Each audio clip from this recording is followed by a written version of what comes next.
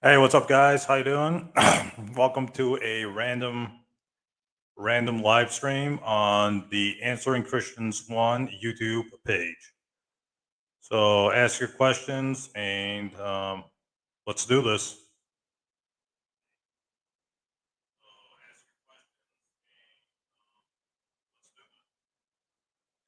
Let's see if anybody's on the live stream. Do we have anybody? Nope. Looks like this is totally random. So I understand that nobody really prepared to come on. So that's okay. We'll just give it a little bit. We'll just wait a little bit and see who joins.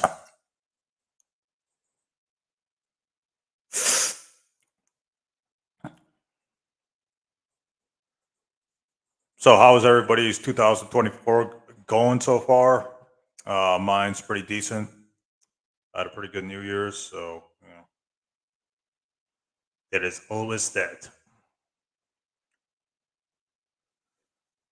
All right. Well, let's see here if anybody is on any Q and A or anything. Let's see. Oh, okay, we got the. How you doing, Suffy163? How you doing? If you're new here, welcome. This is Answering Christians One, an Islamic apologetic channel. Sometimes I talk about other things, but it's mainly, Bible, Quran, Christianity, Islam, refuting critics like David Wood, et cetera, et cetera. So that's the main point of this channel. Let's see if there's anybody else.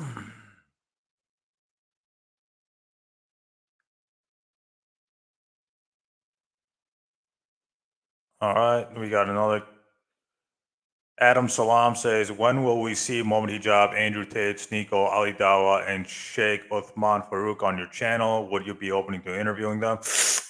Yeah, I mean, I can. Yeah, they're fine. I mean, I don't have any problems with Hijab, Andrew Tate, Sneeko, Ali Dawa, Sheikh Uthman Farouk. I have no problems with any of those people. They can come on my channel.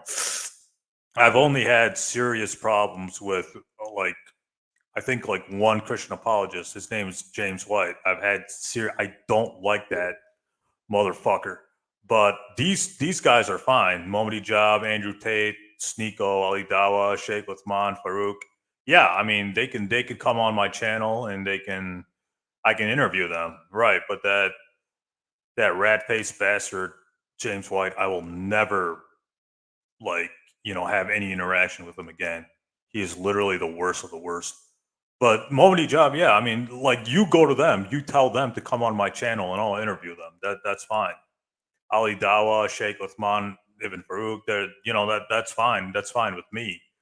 I don't know how to contact these people. Like you guys have to come and contact those people and tell them that Answering Christians One wants to interview you on various things, and the ball's in their court. But I have no power over that. I have no control over that. And, um, it's people like you that have to go to them and then get them to interact with me, and then we'll set something up. So that's the way it is. But yeah, I have no problems with any of those people. If they want to come on this channel, if they want to come on, they can come on. If they want to come on my channel, they can come on my channel. I got no problems with that. How can you debunk the Trinity? Oh, that's simple. John chapter 17, verse 3, where it says, the Father is the only true God, and Jesus Christ, whom thou hast sent. So if you read John chapter 17, verse 3, it says that Jesus is that God the Father is the only true God. So that excludes the Son and the Son and the Holy Spirit. So John chapter 17, verse 3 is one of the strongest evidences or one of the strongest proofs that there is no Trinity. There's this really good website. What is it called? BiblicalUnitarian.com. So it's BiblicalUnitarian.com. Um, they really go through these. They really go through the Bible and show that Jesus didn't know the hour. Therefore, Jesus is not limitless in knowledge. But according to the New Testament, God is limitless. God has infinite knowledge, but Jesus had limited knowledge. So according to Mark chapter 13, verse 32, Jesus didn't know when doomsday would come, but God the Father knows. So Jesus and God are separate when it comes to knowledge. So that means they're separate beings. John chapter 17, verse 3 shows that there's no Trinity according to the Greek word monos, used for exclusively for God. There's so many other verses, like John chapter 20, verse 17. Jesus has a God, therefore Jesus cannot be God or co-equal to God. Revelations chapter 3, verse 12, and Revelations chapter 3, verse 2 shows that Jesus has a God. Again, Revelations chapter 3, verse 2, and Revelations chapter 3, verse 12. So if Jesus has a God, he cannot be God, therefore Jesus is not God. So there's so many verses in the New Testament that prove that Jesus is not God or co-equal to God. So that's a very easy point to refute. Will we see Richard Carrier again on your channel in the near future? To be honest, I don't know. I don't think so. If I'm being honest with you, Dr. Richard Carrier, he doesn't live by me anymore. He moved back to California. He used to live in Ohio, and because of that, he lived close to where I live. So he would come over and we would record videos. Unfortunately, it looks like I'm not going to have him on my channel again. That's what I think. I don't want to say he'll never come on. It doesn't look like he'll come on my channel again. The reason why is because, number one, he lives too far away. So, I can't do personal interviews unless, I fly him out. When that's becoming more and more expensive, flying people out. And number two, the second reason is because I think I interviewed him and he said all that he needed to say about debunking Christianity. He has no interest in Islam or learning about Islam. Dr. Richard Carrier is his scholarship or his area of expertise is on the origins of the New Testament, the origins of Christianity, historical Jesus studies. He doesn't care about Islam. He doesn't care about the Quran. So it doesn't matter. He's not whatever he says about Islam, it's not going to carry any weight. He's just a scholar on historical Jesus studies and the origins of Christianity. So Dr. Richard Carrier has no benefit when it comes to Islam. If that makes sense. He has no benefit, or what he says, he doesn't know and he doesn't care about Islam. He even told me he doesn't care about Islam. He has no passion for learning about the Quran, Islam, Islamic apologetics. He just doesn't care because he just doesn't find that stuff interesting. He doesn't find Islam interesting, so he doesn't really care about commenting on it. But it seems like it won't happen. I don't want to say never, but the odds of him coming on my channel again are very slim to none. To be honest, it doesn't seem like Richard Carrier will appear on this channel ever again. That's just what I think. I don't want to say he'll never come on. I don't think it's going to happen anytime soon. I'll just put it that way. I've debated Richard Carrier. I'm sorry. I've interviewed Dr. Richard Carrier. I've interviewed him 2 times. He's a nice guy. I got along really well with him. We had a good time. We went out to dinner after I interviewed him. Great guy all around. Nice guy. He's willing to talk about anything. He'll even talk about his personal life, which I find funny. But it's definitely it was definitely worth interviewing Richard Carrier back in 2016 and back in 2018. Unfortunately, our schedules are different and things were just different back in 2016, 2018. Things were a lot better. This was pre-pandemic, and he could drive. He could come over and we would record videos, or we would set up something in hotels and we would set up interview videos, etc. I really like Richard Carrier and I do miss him. I do miss interacting with him and stuff, but it seems like it's not going to happen. it seems like it probably won't happen anytime soon. I don't want to say never, but it seems like it's not going to happen anytime soon. Okay.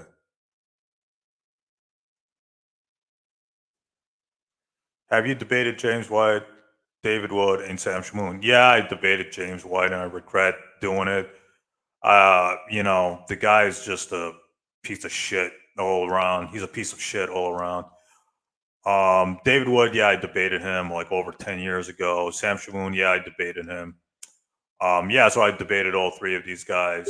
I'll debate David Wood again. Sam Shamoon, I don't know, and James White, definitely not. Me and Bart Ehrman will never debate James White again. He is a real piece of shit of a person. I'm a revert. Feel really sad today. Love your content. Thank you. What did you convert from?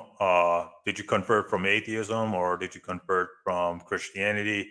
Seems like Christianity, since Christianity and Islam have a lot in common.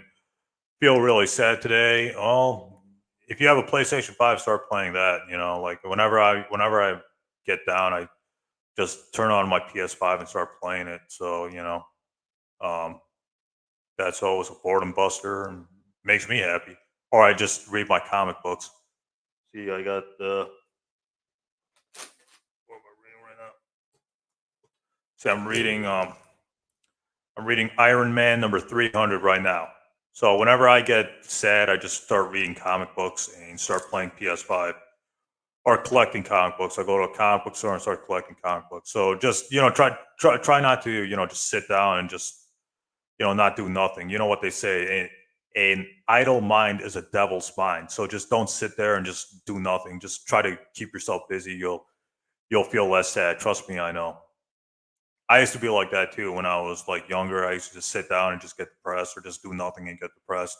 Don't do that. Turn on the TV, watch TV, play some PS5, read comic books, read books, or do something. I don't know, but just don't just be an idle mind, because an idle mind truly is a devil's mind. Believe me, I know. Do you know God Logic, by the way? No, I don't know God Logic. Some people have been asking me to debate him. I don't know his channel. I don't know anything about him. This is the first, well, this is not like I've heard about him for the first time last year. I don't know who he is. I don't know what his theological, I don't know what his theological views are. If he's a Christian or an atheist, I don't know. But no, I haven't heard from him. Any plans on debating in the future? Maybe. I don't want, like, the important thing is never say never. I don't know. Never. You never want to say never. I debated Sam Shamoon and David Wood back in 2020, and it was okay. I don't like Sam Shamoon's behavior. Um, but yeah, I mean, I'm always down. The problem is, like, I'm telling you, when you get older, it's all about work. So right now, I'm busy with work. I have to work every day, or like almost every day now, and it's becoming a. I have no like downtime. I have time to play PS5 and make YouTube videos. That's it. Other than that, like I'm just working. Like I'm working like almost every day because I have so much stuff to do when it comes to work. And when I get home, I just want to relax, make some YouTube videos, play some PS5, and that's it. I don't even have time to research anymore, et cetera, et cetera. So a lot of those videos I'm making, I'm actually using past research to refute those Apus or David Wood videos. So like things like when you get older, time moves faster, and you have to prioritize your time. And my time is tied up in work. I'm just so busy with working that I just don't have time for anything else. I don't want to say never. Uh, I want to debate David Wood on the crucifixion of Jesus and evidence for Islam. Hopefully that'll happen this year, but I don't know. Again, like because of work, I can't really commit to anything. But I hope, in the future that there will be a debate between me and David Wood. I want that to happen this year. So I'm going to try my best in the summer or something to set up a debate with David Wood on the evidence for Islam and crucifixion of Jesus Christ in the Quran chapter 4, verse 157. I'm hoping that comes to be this year. So any plans on debating in the future? Maybe. I don't want to say never, and I don't want to say yes. Maybe we'll just put in the it's possible category. How about that? Hello. If you really interpret John chapter 17, verse 3, as I point out, it is not consistent. Two verses prior, Jesus tells the Father to glorify him. Uh, GI finding any case where someone tells God to glorify them. Well, of course, because Jesus is the prophet of that time. So if Jesus is the prophet at that time and the metaphorical son of God at that time, of course, Jesus is going to say to the Father, glorify him. What, like, I have no problems with that. What is wrong with God in the Old Testament saying David is his son? Read Psalms chapter 2, verse 7. God says that David is his son. So why can't God glorify his servants like David and Jesus? According to the Bible, that happened. John chapter 17, verse 3, I'm being consistent because if you read John chapter 17, verse 3, if you read the Greek says the Father, God the Father is the only true God, and Jesus Christ whom thou hast sent. So God and Jesus are separate. God and Jesus are not co-equal. They're different because Jesus says the Father is the only true God. So that verse alone completely sinks the Trinity. It sinks Jesus' divinity. So it's ironic that people go to John, the Gospel of John, yet there are statements in the Gospel of John that prove that Jesus is not God or co-equal to God, and that Jesus has a God. So it's ironic that you're bringing John, the Gospel of John, when Unitarians, Christians use that same gospel to prove that Jesus is not God, using John chapter 20 verse 17 and John chapter 17 verse 3 and other verses. So you're just shooting yourself in the foot, OG. You're just shooting yourself in the foot. You're just shooting yourself in the foot here because that gospel, there are verses of that gospel that prove that Jesus is not God or co-equal to God, and that Jesus has a God. Therefore, the Trinity and Jesus being God is or co-equal to God is debunked just using the Gospel of John. So, come up with better arguments here. What do you think is the best Islamic scholar in the 21st century, in your opinion? Would you interview Dr. Robert M. Price again and have him on your show as well? Rabbi Toby Singer. He knows the best Muslim scholar is probably, in my opinion, Shabir Ali. I've learned a lot about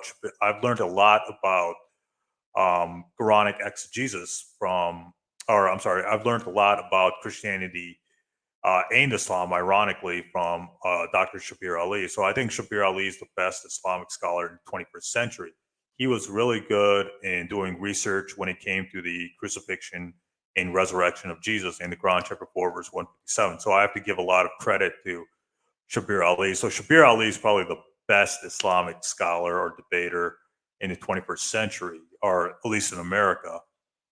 Would you interview Dr. Robert M. Price again and have him on your show, as well as Rabbi Toby Singer? Would I interview Dr. Robert M. Price again? The problem with Dr. Robert M. Price is the same problem with Dr. Richard Carrier. Unfortunately, Dr. Robert M. Price is not doing good when it comes to health. So that's a major issue. When I interviewed Dr. Robert M. Price back in 2018, things were just a lot better back then. There was no pandemic. Flights were cheap. Things were just better back in 2018 when I interviewed him. Now things are just disastrous in the 2020s. Things are just, I don't know, like the whole world is just going down. Yeah, I mean, Robert M. Price, he's fine. I got along great with him. He's fine. The problem with Robert M. Price is there's like a lot of he's going through a lot of health problems, and his financial situation isn't good. He doesn't have a lot of money. So if you want to interview him, you have to fly him out. You have to put him in a hotel. I did all that in 2018. Now, I can't really do that anymore. because I got other financial obligations. But if Robert M. Price wants to come on to do a Skype call or whatever, then yeah, I can do that with Robert M. Price. I get along just fine with him. I'm friends with Dr. Robert M. Price. We get along just fine. Rabbi Toby Singer, I don't agree with a lot of his views. Rabbi Toby Singer, but yeah, I mean they're welcome to come on here. I don't really I don't really mind. It just we just we just have to set a time. And yeah, if Rabbi Singer wants to come here and talk about Judaism and how the Old Testament is very different from the New Testament, yeah, I would be interested in hearing his views or his thoughts on the Old Testament versus the New Testament, and how the authors of the New Testament misquoted or manipulated the Old Testament to fit their theological needs. Yeah, I would be interested in having Rabbi Singer or Dr. Robert M. Price. Again, I have no problems with either of them. Dr. Robert M. Price, I don't know, because he seems like he's going through some health problems right now, if I'm not mistaken, and he's got some extreme conservative political views, political views, which is fine. It's just I just don't want to talk politics with him again. But yeah, these guys are welcome to come on. I mean, I have no problems hosting any of those people. Like, I got no problems with any of them. He knows a lot about Islam as well. Well, maybe. I mean, Rabbi Singer is a Jew. He's a Jewish rabbi. If I'm Yeah, he's a Jew. He's a Jewish rabbi. But maybe, I mean, maybe. I mean, that's fine. But I mean, I respect his scholarship on the Old Testament, and he does a good job in showing that Jesus can't be the Messiah of the Old Testament, because Jesus didn't fulfill any of the so-called messianic prophecies. He talks about how the authors of the New Testament would misquote the Old Testament or pull things out of context to prove a messianic prophecy, et cetera, et cetera. So he's really good at that. Uh, yeah, I mean, having on my channel, yeah, that's possible. Yeah, just go to him and say, Answering Christians One wants to interview you. Maybe he'll accept, maybe he won't. I don't know, but yeah, I mean, those guys are welcome to come on here. You guys got to set that up, and then we'll go from there. But yeah, those guys are welcome on here. I got no problems with any of them. How do we know the Quran is preserved? That's a big topic. Just go to my YouTube channel, click on videos on Quranic preservation. You can see that we have very early Quranic manuscripts, and even non-Muslim scholars say the Quran goes back to the Prophet Muhammad. So if that's not preservation of a text, I don't know what constitutes preservation of a text when you have early manuscripts which match today's Quran, and even non-Muslims are saying that the Quran goes back to the Prophet Muhammad. So that's preservation, just 101 for you. So yeah, I mean, I've made videos about that. So just go on my channel and look at those videos. That's a bigger topic, and I just don't want to dwell too much on bigger topics here. God Logic is a rip-off version of David Wood. Trust me on that. Nothing new. All right, then if I'll take your word for it. I don't know. I don't really know him, but if you're saying he's a rip, if you're saying he's a copycat of David Wood, I kind of believe it. So yeah, I mean, if he's not offering anything new to the table, why am I going to waste my time debating or refuting him? It's not worth my time if he's just repeating what David Wood is repeating. So why would I go for a copycat? Why would I waste my time with a copycat?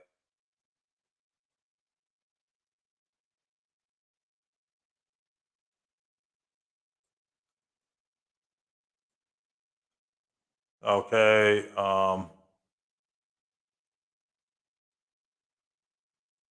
right. So looks like we don't have much.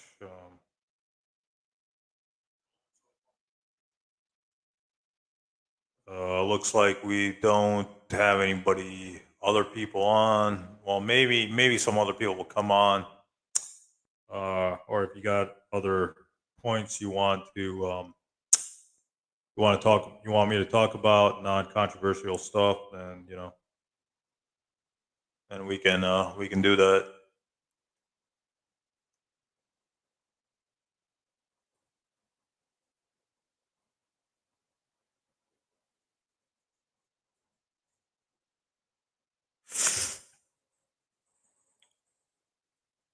All right.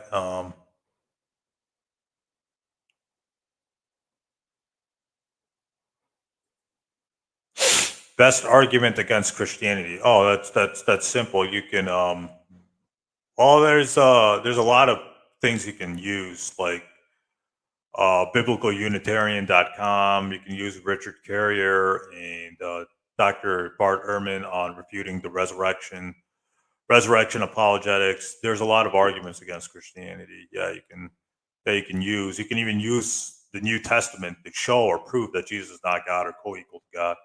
So I think that's a good one to use. But yeah, I mean, I got a lot of respect for Jesus and the New Testament and Christianity. I think it's very fascinating. It's very fascinating to read up on Jesus and the New Testament and the Bible, etc. Like the Bible is like a masterpiece of literature, so it's like always interesting reading up on it and stuff.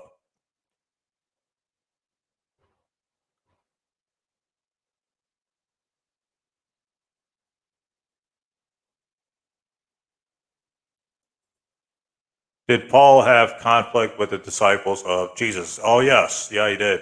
If you read 2 Corinthians, if you read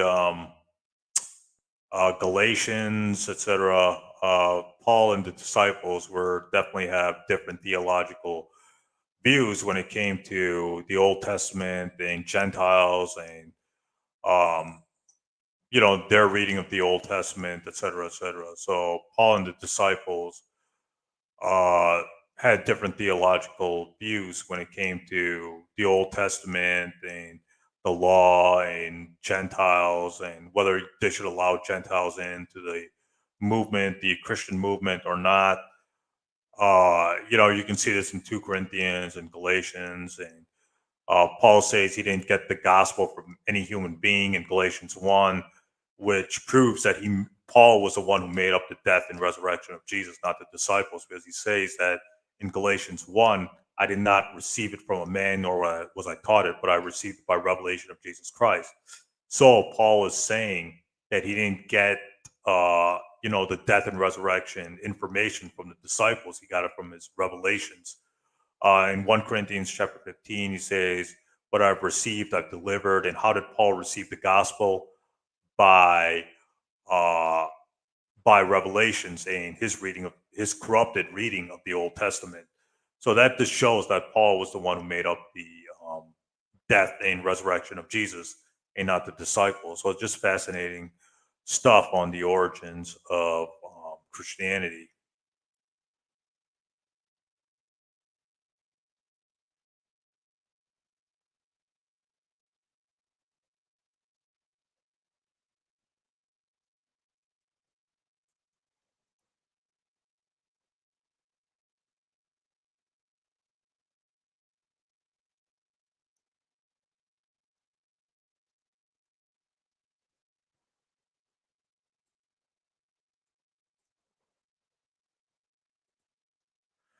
Can you read my last chat? Honest, if you would like for you to be honest to the text, when you control the live, it's easy to dismiss and move on. Sounding confident, very hard to be heard on this end. I answered your questions, man. I don't know, like, what else you want me to do. Other people have questions too. So, if you're going to hog the spotlight, I can't, I'm trying to be fair with everybody. I can't just devote all the live stream to to your, to your points, etc. I'm trying to give everybody uh, I try to give everybody a fair shot or an open chance to ask their questions or say what they want to say. And if I keep posting your stuff, it's not fair to other people who want to say something.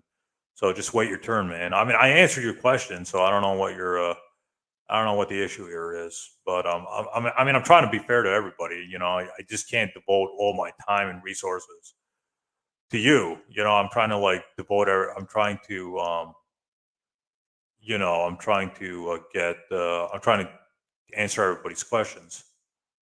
I mean, I know there's not a lot of people watching. There's not a lot of people, but there are people besides you who want their questions and their points addressed. So that's what I'm trying to do. I've answered your question about the Trinity, etc. So just let it go for now.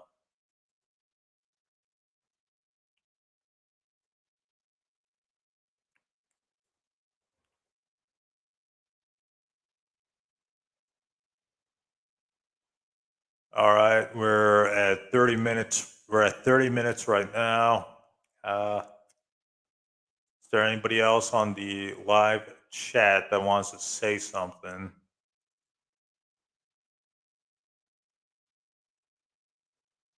besides, OG? What do you think about the New Testament? I like reading the New Testament. I think the New Testament's a little bit better than the Old Testament when it comes to morals, ethics, etc. The personhood of Jesus is something that resonates with me personally. John chapter 3, verse 16 is a very powerful verse. For God so loved the world, he gave his only begotten Son, and whosoever shall believe in him shall not perish but have eternal life. Very powerful stuff. I mean, I like the New Testament. I like the character of Jesus. I like the fact that Jesus never married or had a wife or had sexual intercourse with a woman. I like that. That really resonates with me. That really speaks volumes about his character. The the the self-sacrificing nature of Jesus. I really like that. Yeah, I mean the New Testament is a masterful. It's a masterpiece of literature. Like the Bible is a masterpiece of literature. I think there's a lot of characters and there's a lot of stories and wisdom and knowledge in the Bible. When it comes to history, this is where the problems really arise because is the Bible history or is it plagiarized off the or is the New Testament history or is it plagiarized off the Old Testament? This has puzzled scholars for years, biblical scholars for years. Like, what do you do with the New Testament? Is it eyewitness history or is it plagiarized off the Old Testament? Like, they don't know. Or is it plagiarized off other Greek sources, like the Odyssey, et cetera, et cetera? Like, scholars don't know what to do with the New Testament. They don't know if it's history or if it's plagiarized fiction. They don't know what to do with it. Um, but I would just recommend reading Dr. Bart Ehrman on the origins of the New Testament and why the Gospels don't read like eyewitness testimony, et cetera, et cetera. So there's a lot of fascinating research done on the origins of the Bible and the origins of the New Testament, and what to do with New Testament. Is it eyewitness history or is it plagiarized? You know, is it plagiarized material off? Is it plagiarized off the Old Testament? Is it plagiarized off the Odyssey? Is it plagiarized off, these Old Testament apocryphal books? Like nobody knows what to do with the New Testament. But it is the earliest record we have of Jesus and the disciples. But when it comes, is it history? That's the question, right? That's the question nobody really has the answers to.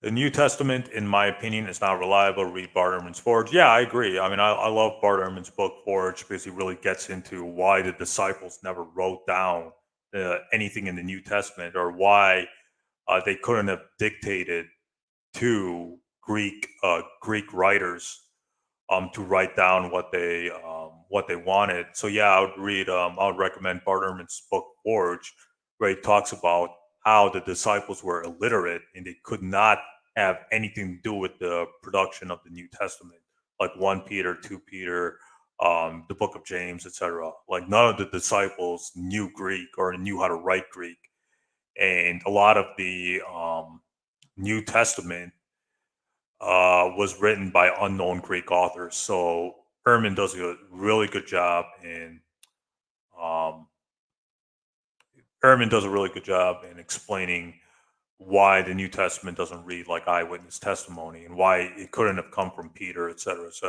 or the source of the New Testament, like 1 Peter, couldn't have come from the actual disciple Peter, etc., etc. So fascinating stuff there. Can you make videos on Rob? Who's Rob? Rob Christian? Maybe, I don't know. Maybe, I mean, if you say something that is that needs to be addressed, maybe. But a lot of those arguments against Islam have been refuted. You know, I don't think there's any unique arguments against Islam going now. Even APUS is like plagiarizing off answering Islam. And when you got to plagiarize off answering Islam, you're desperate for arguments against Islam. So these guys, they're losing, to be honest, because they're just plagiarizing off each other. They ran out of arguments, so they're just plagiarizing off each other. They're going through what I like to call the Simpsons syndrome. The Simpsons is like a TV show that went on way too long. It should have ended like years ago, right? So the Simpsons just kept going on and on and on, and keep making seasons and episodes on and on and on. And the Simpsons have completely run out of ideas. They've completely, like, if you watch the new Simpsons episodes, it's much worse than the older Simpsons episodes because they're running out of ideas. Same thing with these critics of Islam, like Apus, who's the other guy? Islam Critique, Hatun Trash. They're all running out of arguments against Islam, so they're bringing up, you know, already refuted arguments against Islam. So this is what it's kind of coming to.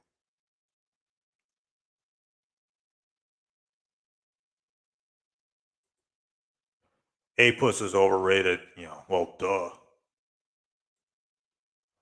Respond to Christian Prince, maybe. No, I'd rather spend my time playing my PlayStation 5. That's a better use of my time than wasting my time with Christian Prince. All right, we're almost at 40 minutes for this live stream. Good live stream, guys. I'm really happy you guys came on. Maybe I should announce it beforehand. I don't know.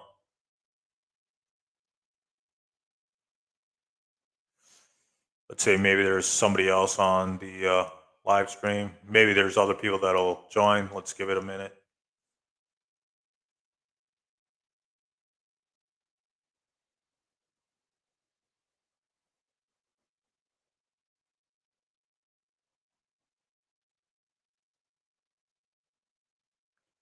How's everybody's New Year going on?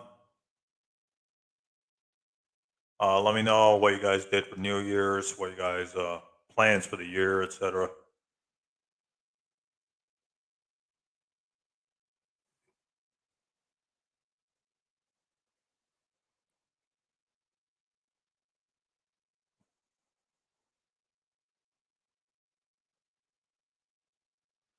All right, let's see if there's anybody else here.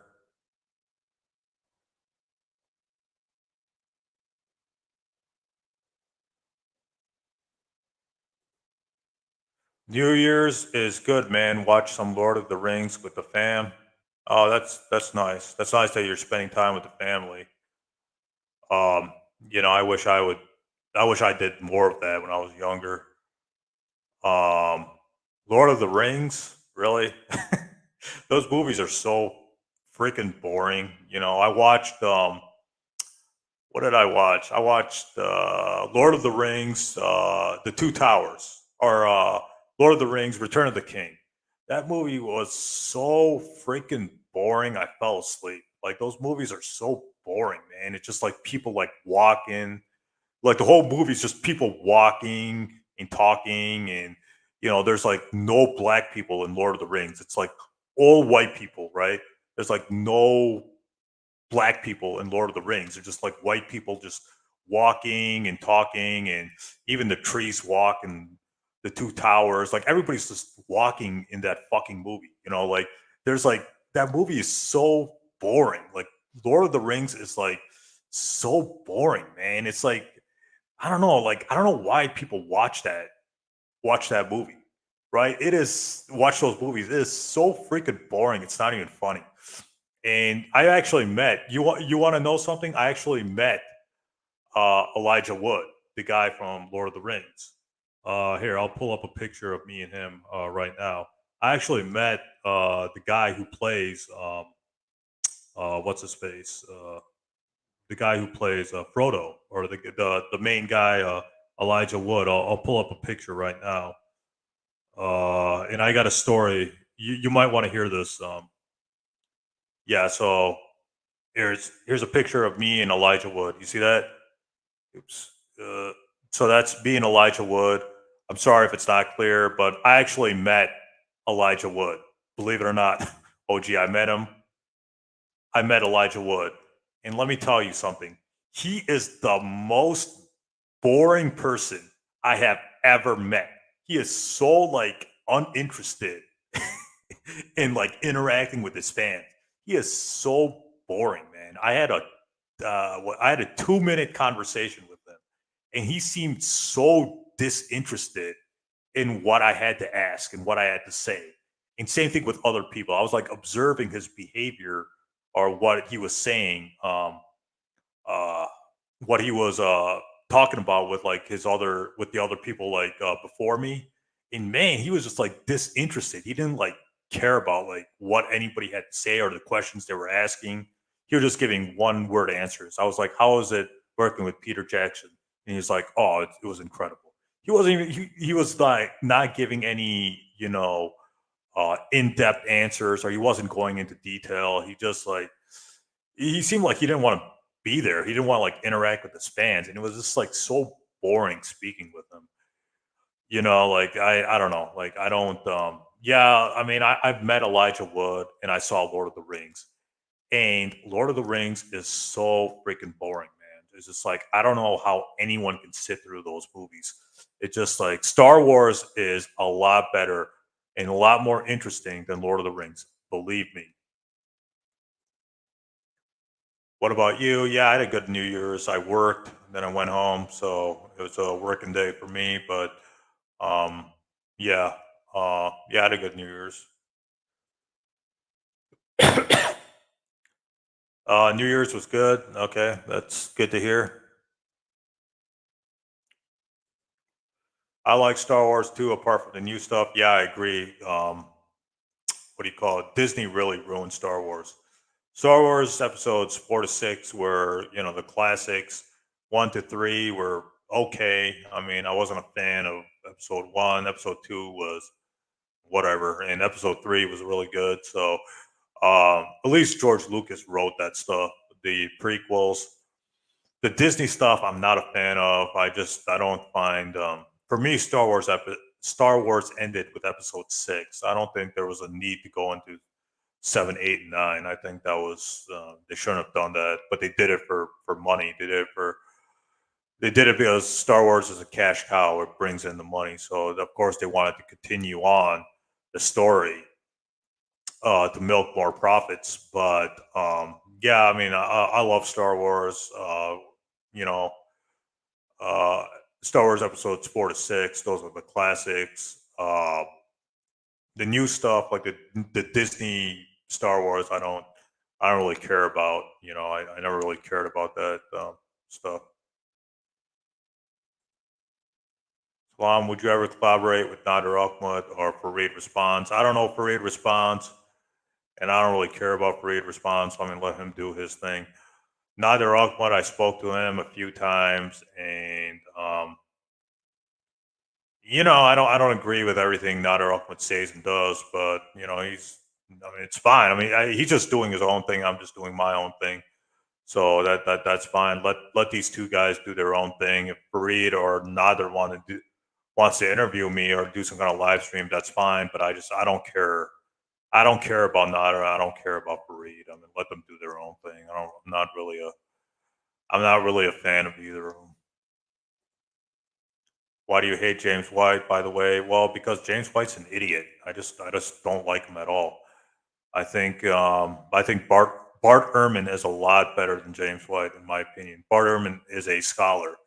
James White isn't. So why are we wasting our time with someone who doesn't have any credentials? Like I would rather spend my time reading and studying the works of an actual scholar on Christianity like Bart Ehrman than a quack like James White. Like, why am I wasting my time with him? It's not worth my time reading or discussing anything with him because he doesn't have because one, he doesn't have credentials, and two, he doesn't know what the hell he's talking about. So, why am I going to waste my time with him?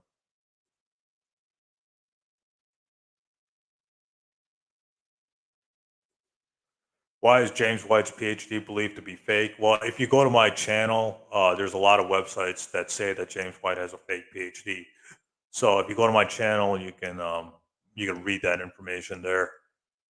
But I'm not the only one who says that. A lot of people say that, and the evidence shows that he doesn't have qualifications. So it's not like it's not worth my time and like you know engaging with him. It's not like I would rather read Bart Ehrman because Bart Ehrman has the knowledge and he has the credentials and he has the scholarship to back up what he's saying. James White does not. So it's just a waste of time dealing with him. And that's just my 2 cents here.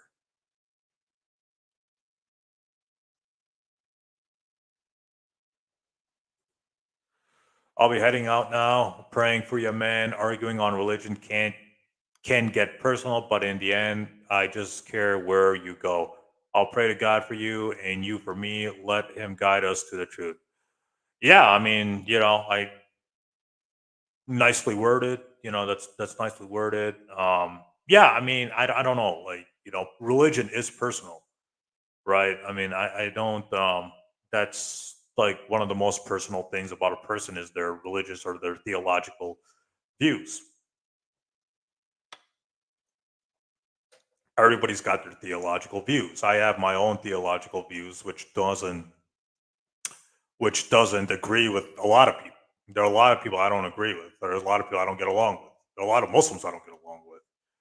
Um, you know, uh, because we have different theological views when it comes to Islam or when it comes to the Bible or using atheist scholarship or not, being consistent.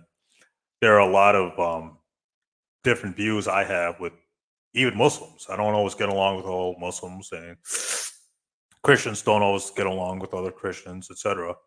But we can agree to disagree, and we can have our friendly debates and discussions. So yeah, I mean, keep praying for me. I'll keep praying for you, and um, let he who is with the truth prevail in the end. So have a nice night, OG.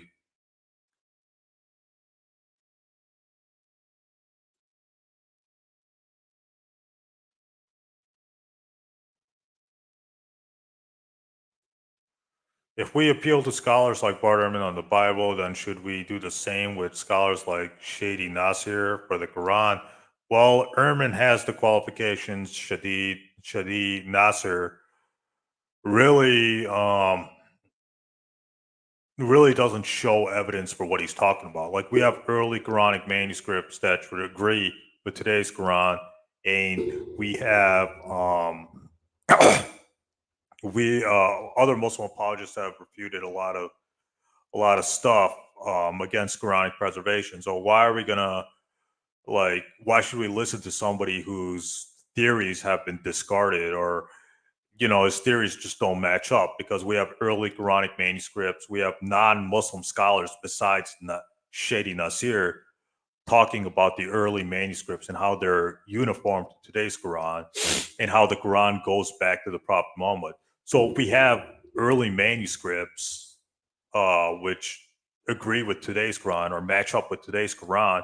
And if we have other scholars completely disagreeing with Shadi Nasir, then why should we like why should we entertain like Nasir? Like why should we give a shit? You know what I mean? Um, if other scholars don't agree with him and if he's not showing any evidence for his claim, then we shouldn't take him seriously. Bart Ehrman scholars agree with him, and he's taken seriously because other scholars agree with what he's saying. He shows evidence for what he's saying. It's all There's a really good saying in the movie Training Day. It's not about what you know; it's about what you prove. So Nasir can have PhDs up his ass, but if he's not showing any evidence for his claims, he's not going to be taken seriously. Same thing with Bart Ehrman. If Bart Ehrman is just saying this and that, and he's not showing evidence, then he shouldn't be taken seriously either. But Ehrman is showing evidence, and he's showing good scholarship to back up what he's saying about the New Testament. That's not the case with Nasir. So why should we give a shit about what he says? Anyone can say anything. With anyone with a PhD can say anything. It's not about what you know. It's about what you can prove. So if Nasir can prove his theories, then yeah, we should listen to him. But he's not proving anything.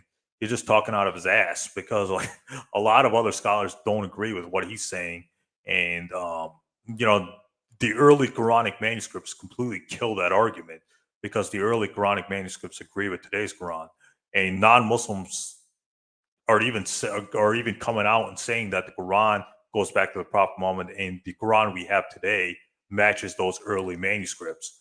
So it doesn't matter what Nasir says; it matters what he can prove, and he hasn't proven anything. Um, that's not the case with Ehrman. Ehrman has proven his claims when it comes to New Testament manuscripts, when it comes to historical Jesus studies, when it comes to refuting the resurrection apologetics for the resurrection of Jesus, so-called resurrection of Jesus, etc. So yeah, I'm going to listen to Ehrman because Ehrman's proven what he's saying. I'm not going to listen to Nasir because he's not saying anything. It's just assumptions, and he's just talking out of his ass.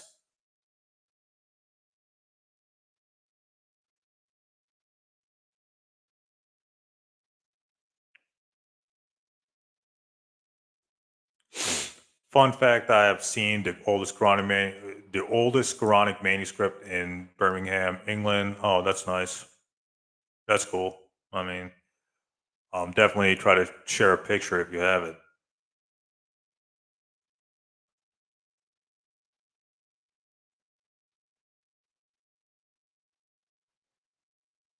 All right. Well, does anybody else have anything else to add to this? Does anybody else have anything to add to this live stream? Let's see here.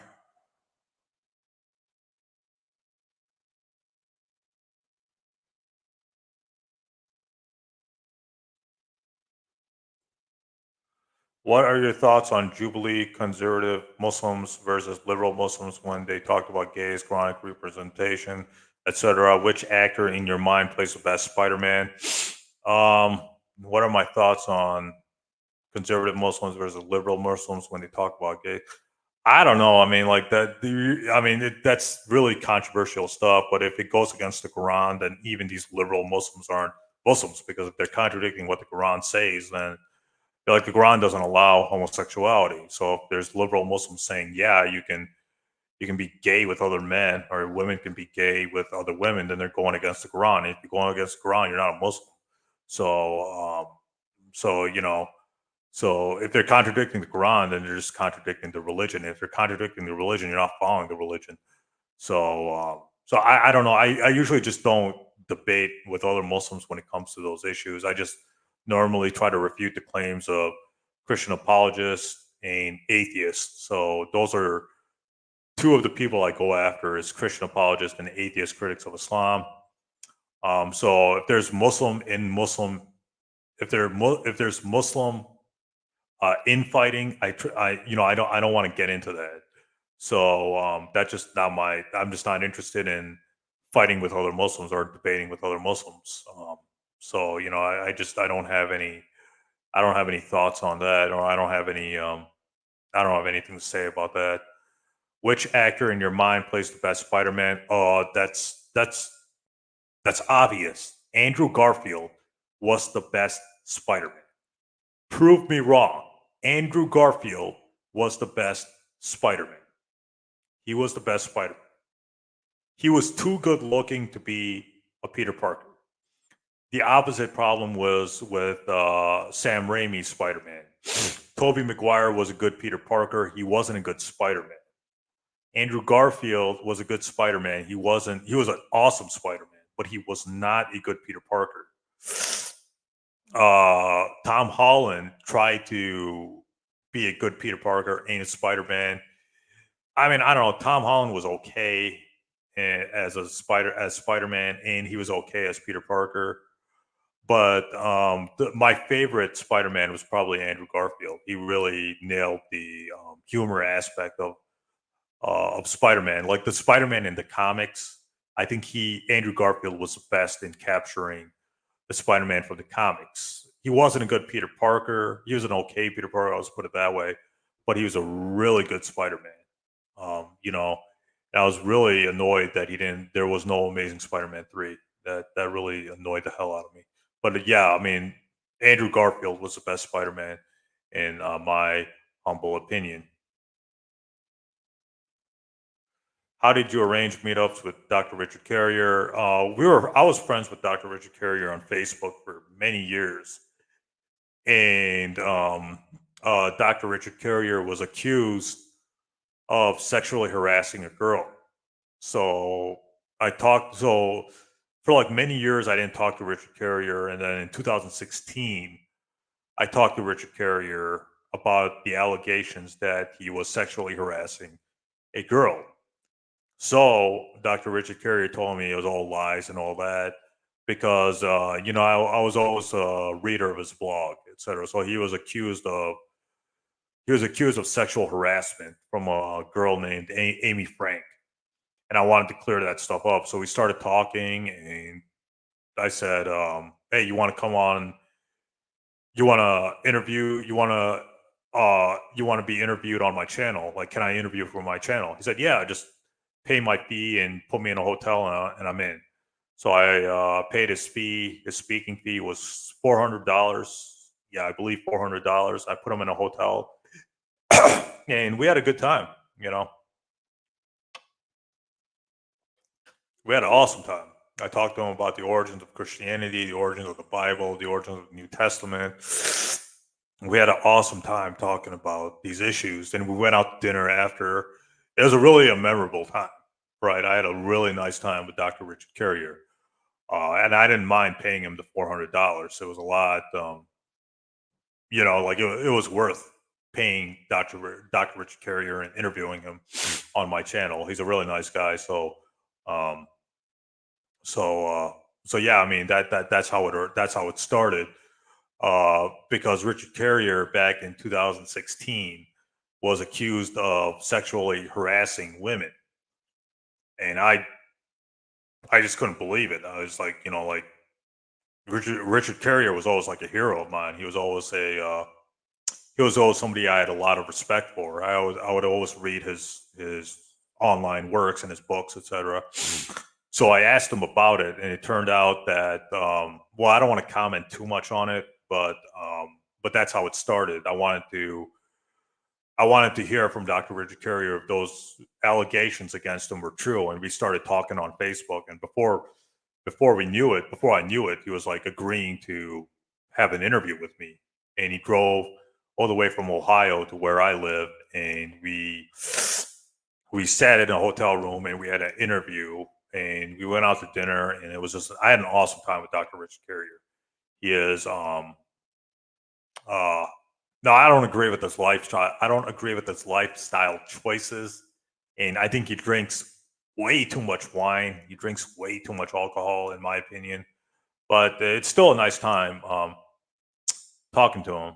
You know, like when we went out to dinner, he got drunk, and you know that wasn't it wasn't a good experience. But other than that, you know, other than some lifestyle choices I don't agree with, like he has like a lot of girlfriends. Other than that, you know, he's a nice guy. He's somebody I have a lot of respect for, and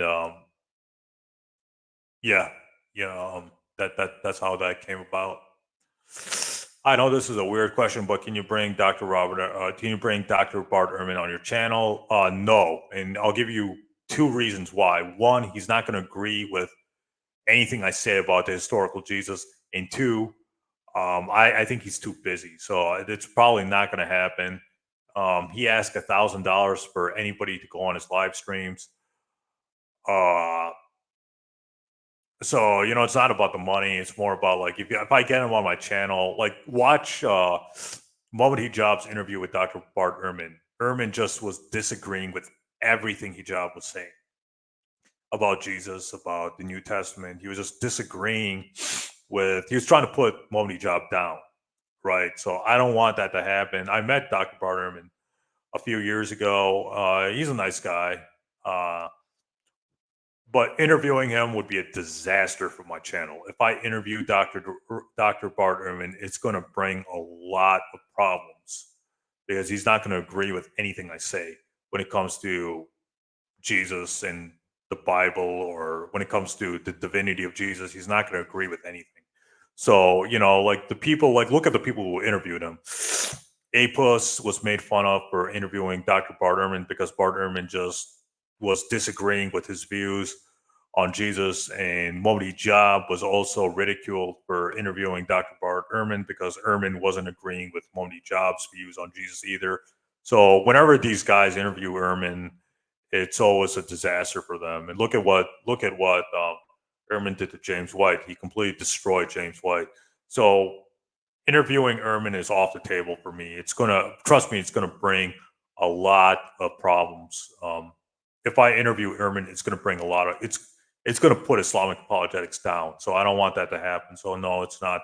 I mean, I admire his scholarship, but having him on my channel, it's never gonna happen. Like Dr. Ehrman will never appear on his channel. It's never gonna fucking happen. So that's just my 2 cents there.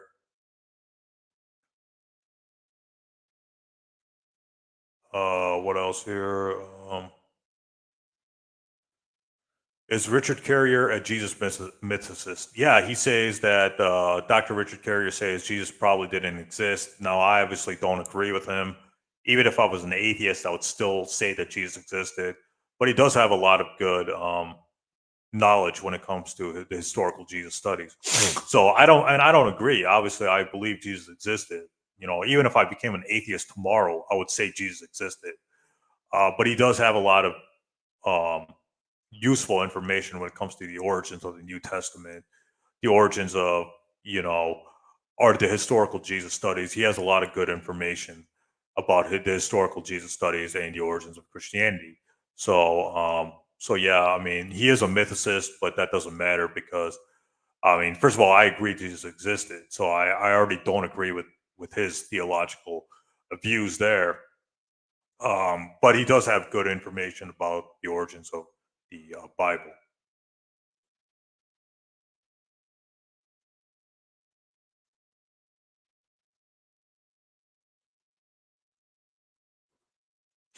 Do you know Dr. Ali Atai? No, I don't know him personally. I don't really care. I don't really agree with everything he says. I don't really care about him. I mean, let him do his own thing. I don't have much to. I don't have much to say about him. I'm not a big fan of him. But no, I don't know him personally. No, I spoke to him once, like many years ago. But no, I don't have a. I'm not a fan of him, to be honest with you.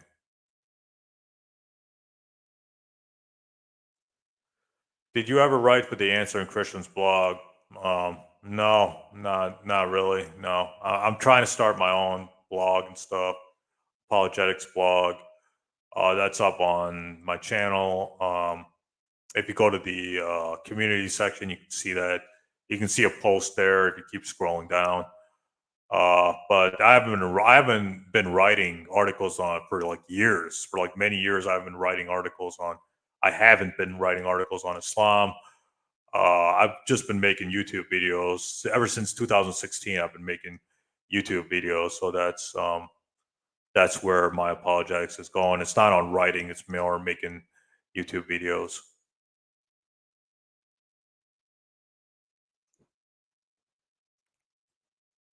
Why do Christians fear Zakir Naik, and why do they think he is dangerous man to Christianity, especially Jay Smith? Well, Zakir Naik has a huge fan base in India. He's got like thousands of people watching him. So Christians don't like the attention that Zakir Naik gets. Now, I don't agree with everything Zakir Naik says. I think Zakir Naik is not correct. He's wrong about a lot of stuff when it comes to the Bible, the Quran, etc. I don't think Zakir Naik is right about everything he says, but Zakir Naik has a big fan base, so that's what the Christians don't like it when these Muslim apologists like Akbar and Zakir Naik have like thousands of people following them. They don't like that, and Zakir Naik doesn't debate. Like Zakir Naik doesn't debate like people like Jay Smith or David Wood. He won't agree to it, and there's reasons why. Um, well, let Zakir Naik do his own thing. I mean, I don't like. Why is he a dangerous man to Christianity? I mean, the most dangerous person to Christianity is Bart Ehrman, not Doctor Zakir Naik. I mean, like nobody really takes Zakir Naik in America. Nobody really like the only people who care about Zakir Naik are David Wood and Sam Shamoon. People like David Wood, Sam Shamoon, Jay Smith.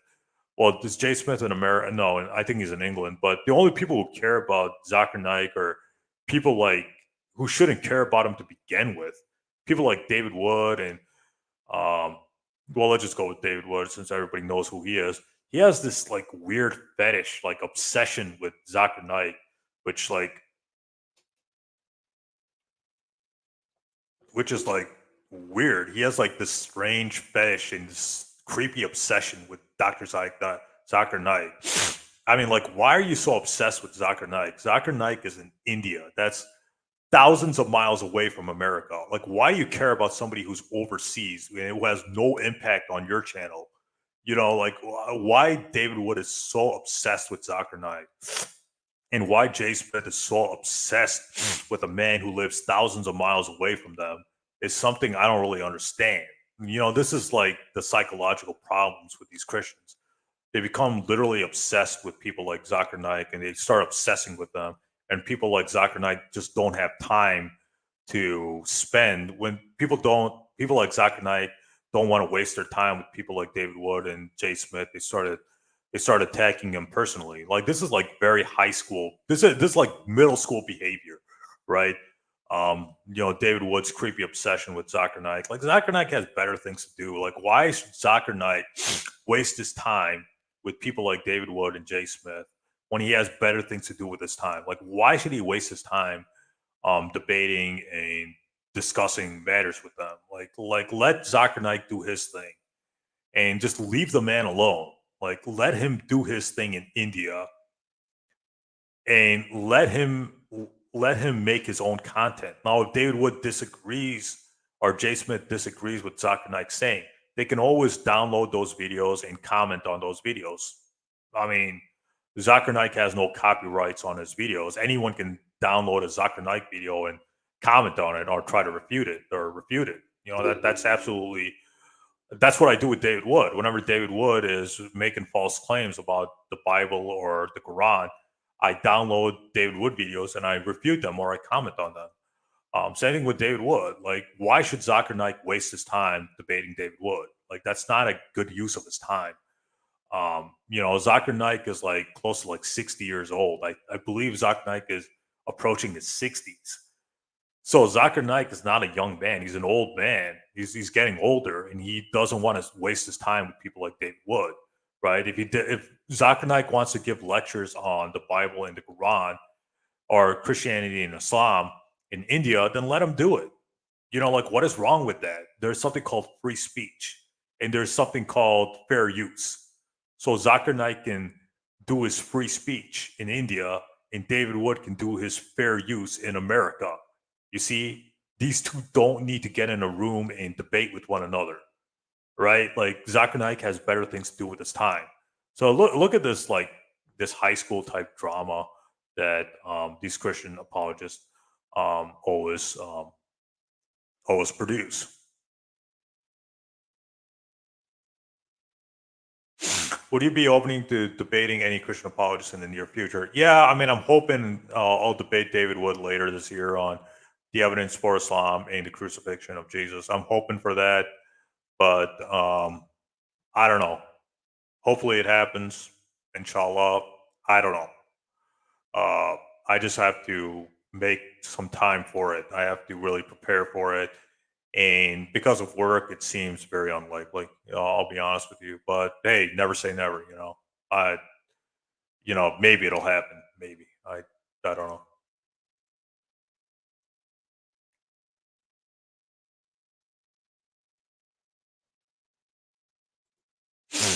Christian cemeteries should not be allowed to give out degrees in Islamic studies. Yeah, I agree. It's like a Jewish seminary giving out like PhDs in New Testament studies. It makes no sense, right? Like it's like it's like Mormon seminaries giving out degrees in Old Testament studies or something like that. Like it makes no sense, right? Like it makes absolutely no sense. If you want to learn about Islam, do it with,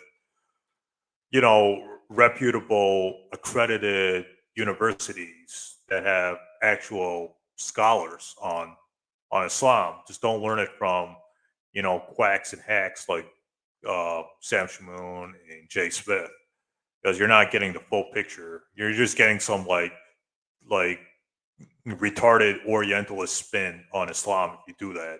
If you really want to learn about Islam, you have to know Arabic. You have to go back to the sources, et cetera, et cetera. So yeah, I agree that they shouldn't be allowed to teach about Islamic studies. I agree there. What is your favorite TV shows and movies to watch? Oh, that's easy. My favorite TV show is Dexter. Then the sequel, Dexter New Blood. Breaking Bad is one of my favorite TV shows of all time.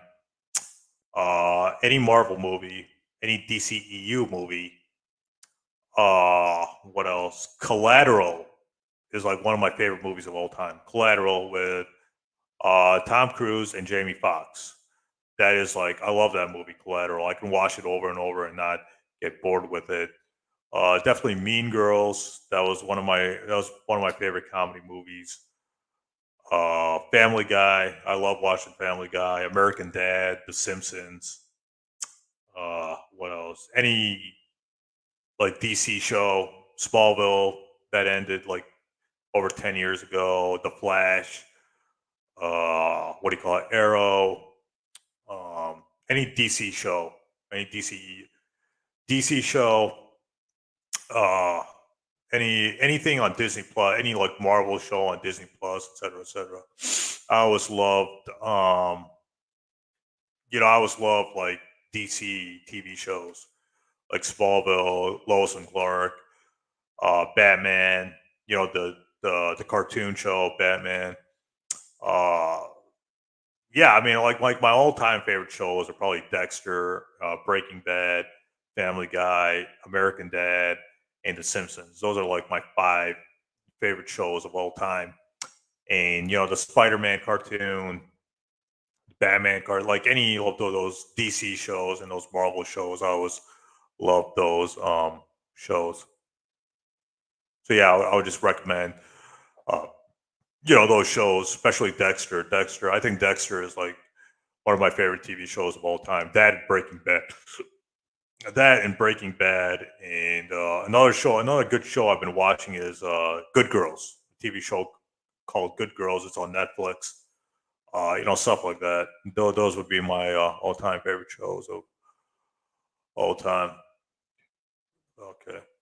Do you ever go to Fan Expo or Comic Con to meet voice actors or directors that you like? If you not, would you like to meet in the near future? Yeah, I go to Comic Cons and I go to Fan Expo. I go to Comic Cons. I never been to a Fan Expo, but yeah, I met Elijah Wood. I met Tom Welling, the guy who plays Clark Kent in Smallville. I met the guy who played Lex Luthor in Smallville, Michael Rosenbaum. Uh, I met some people. I met the guy who played Gus in Breaking Bad, Geraldo Esposito. I've met him. Who else did I meet? Um, I met Matthew Lillard. Matthew Lillard, who was Shaggy and Scooby Doo, and he's in Good Girls too. So I met a lot of those celebrities. Yeah, I mean, the only celebrity I didn't like was Elijah Wood. Like, I don't like him at all. All right. Anybody else have anything else to say, or anybody else have anything they wanna add here, or any questions, anything you want me to answer, et cetera, et cetera? We're at 1 hour and 14 minutes. Wow, I talk a lot. Uh,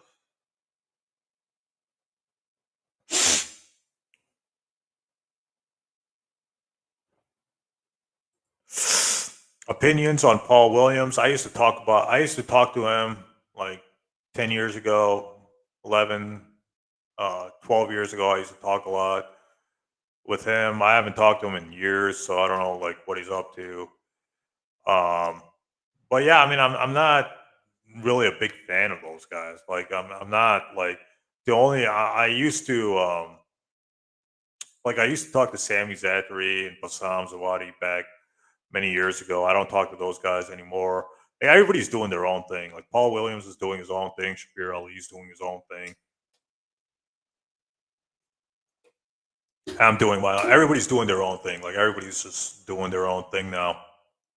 But I don't have anything bad to say about Paul Williams. I don't really know him, to be honest with you. I don't really know him. But yeah, I mean, just let him do his own thing. I guess I don't have anything negative to say about him. But I don't know him. I'll just put it that way. I don't know what he's up to, etc. Did you ever talk to Shabir Ali or Ijaz Ahmed? Yeah, I talked to Shabir Ali and Ijaz Ahmed. Yeah, I used to talk to Ijaz a lot. Uh, on Facebook. Shabir Ali, I used to talk to him. Well, I talked to him once or twice. Shabir Ali. Shabir Ali debated Nabil Qureshi back in 2015, and I talked to Shabir. I had to talk with Shabir Ali there. I like Shabir Ali. Shabir Ali is a good guy. I like him. I respect his scholarship. Ijaz Ahmad. Um, yeah, I used to talk to him a lot. I stopped talking to him a while ago, but yeah, I haven't talked to him in a while. Ijaz Ahmad. I don't know what he's up to. I don't know what he's up to these days either. But yeah, I used to talk to a lot of those guys, and a lot of those guys faded out. Like Sami Zathri doesn't debate anymore. I haven't spoken to Bassam in years. I used to talk to him a lot, and I didn't always get along with Bassam, but I haven't talked to him in years. Shabir Ali, I talked to him once. Great guy. I got along well with him. Ijaz Ahmed, I used to talk to him over 12 years ago. I remember 10 or 12 years ago, I used to talk to him on Facebook. I don't talk to him anymore. Like I said, everybody's just doing their own thing. Like, everybody's like, no Muslim apologist is just talking to or calling or talking to one another. Like a lot of Muslim apologists, they're just too arrogant to talk to each other and communicate and stuff. So, a lot of like everybody's doing their own thing. Shabir's doing his own thing. Sami Zathri is completely left Islamic apologetics. Like Sami Zathri is like not involved in Islamic apologetics anymore. I used to talk to him a lot. I used to make fun of Palestine. He didn't like that. Uh, and then we would get into fights over that. And yeah, I mean, these guys are just like nobody wants to really like. Everybody's just doing their own thing now. It's not like before. Like 13 years ago was different because everybody was united on David Wood's blog, and they were trying to like take David Wood down. Then, like 2011, things changed for the worst. Like everybody was just doing their own thing. Nobody really cared about.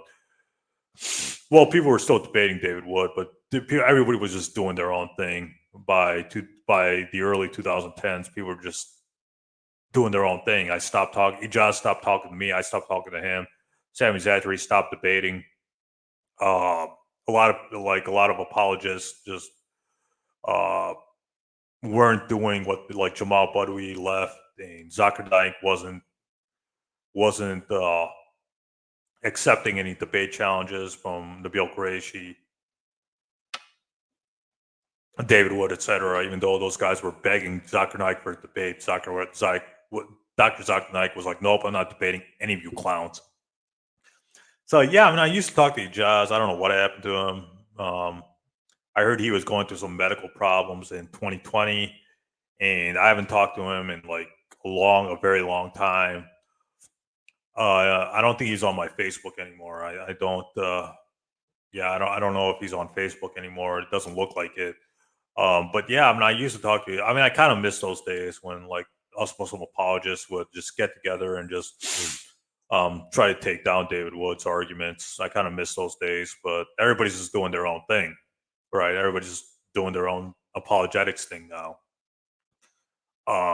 It's sad to me. It's sad that everybody's just moving on and people are just like Sami Zayn has just left Islamic apologetics. You won't hear him like talk or give another debate again, do another debate again. Uh, so it kind of makes me sad that things have changed since those like early days, like the late 2000s, early 2010s. Uh, yeah, I stopped talking to those guys years ago. Like I used to talk to Farhan Quraishi. I stopped talking to Farhan. Farhan left Islam, but I used to talk to him. He left Islam, and I just stopped talking to Farhan for years. And I haven't talked to Sami Zaatari in years. Bassam Zawadi, I haven't talked to him in years. I haven't spoken to him in a long time. I mean, I didn't like we didn't always get along, but he did give me some good advice. But I stopped talking to Sami Zaatari, Bassam, and Ijaz Ahmed. I stopped talking to a lot of those guys. Those guys they just did their own thing. Like one of them's like left apologetic. Like Sami Zaatari's completely left Islamic apologetics. Like he's not debating or discussing or making videos anymore. Sami Zaatari even shut down his YouTube channel for some reason. Like if you go to Sami Zaatari's YouTube channel, like all his videos are deleted. There's like no videos.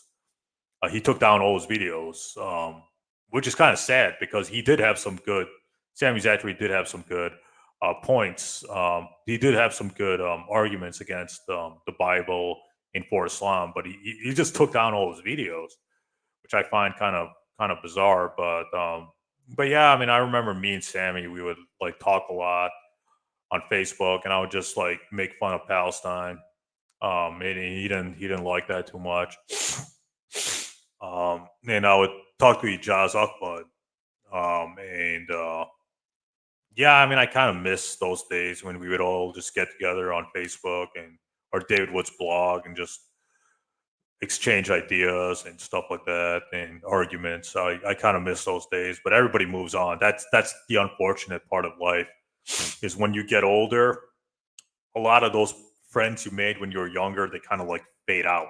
And that's the phase I'm in. Like a lot of the people I would be in contact with over 10 years ago, I don't talk to them anymore. That's just the way how life goes. Like Sami Zaatari has moved on. Ijaz is doing his own thing. Shabir Ali is doing his own thing. I'm doing my own thing. Nader Ahmed is doing his own thing. Everybody's just doing their own thing now. It's not like it was like 10 years ago, etc. So that's kind of the sad part of life is like when you get older, everybody moves on. Everybody just goes on with their life. Everybody just friendships fade away and just get busy with other things. I'm realizing that now in the 2020s. I kind of miss those days, but everybody's just got to move on with life. I mean, it's just an unfortunate reality of of life, and it kind of makes me sad talking about it.